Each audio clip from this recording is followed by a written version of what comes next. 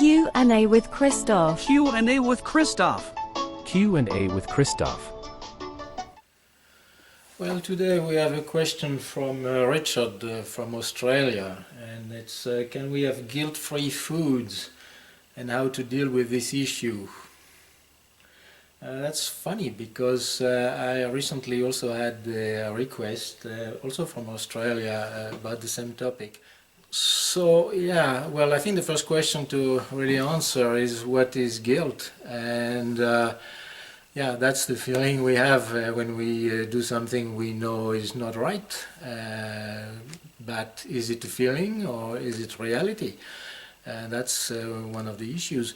And then is it, whose guilt is it? Is it the guilt of the consumer? Is it the guilt from the producer?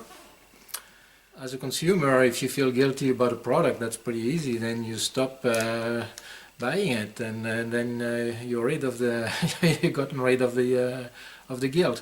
As a producer, if you feel guilty, well, is that real, or is it something that's been infused by other people and they put it in your head?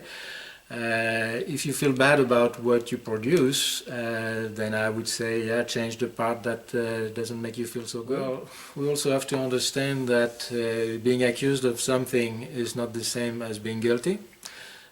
So we have to be also cautious and not let the bully tactics also take over. There's a lot about guilt that's really about what happens inside. So I would say if it happens inside, the best is to get it out. And the best way to get it out is to engage in dialogue. You have to explain what you do, you have to explain why you do it, and don't do it in a defensive manner. That never works very well, and that's one of the issues I find with a lot of producers.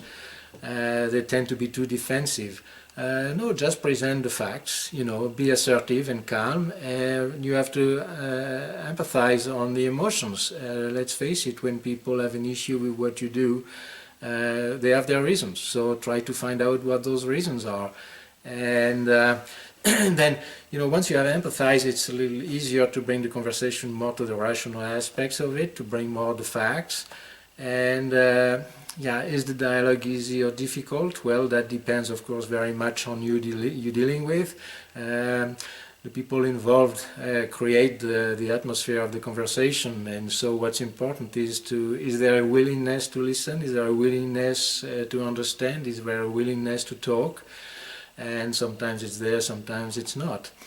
We also have to make a distinction between empathy and projection, and that's an important aspect also when it's about guilt. Empathy is, you put yourself in the other person's shoes, try to understand their point of view, where they come from. Projection is more when people try to basically project themselves in the issue.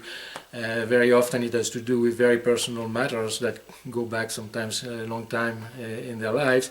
And they try to impose it and impose their views on others, and that's not very healthy. Empathy is a lot healthier than projection, that's for sure.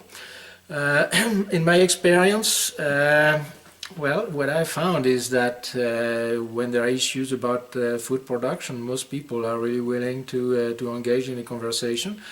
Most of the time they know they don't know, and they are willing to listen to see if they can get some information. That doesn't mean they're going to change their minds, but at least they have listened.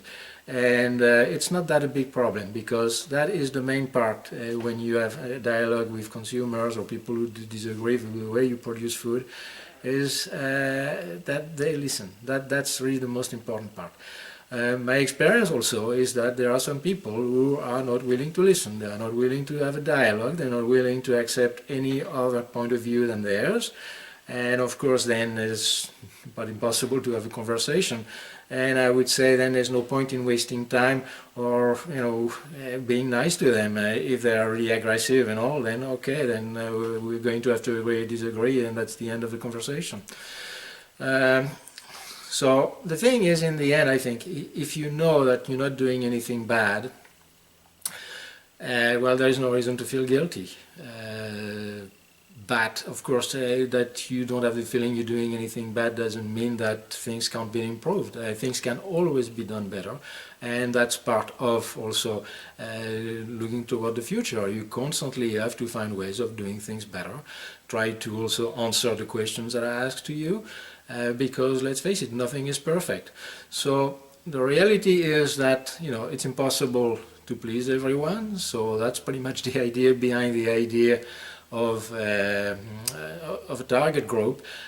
So you also have to identify, you know, which group you want to produce for, and then try to answer their questions. You cannot answer all the questions in the world. You cannot solve all the problems of the world. That's not your job as a farmer, or a food producer. If you're interested in my videos, please click on the subscribe button, or you can also visit my website.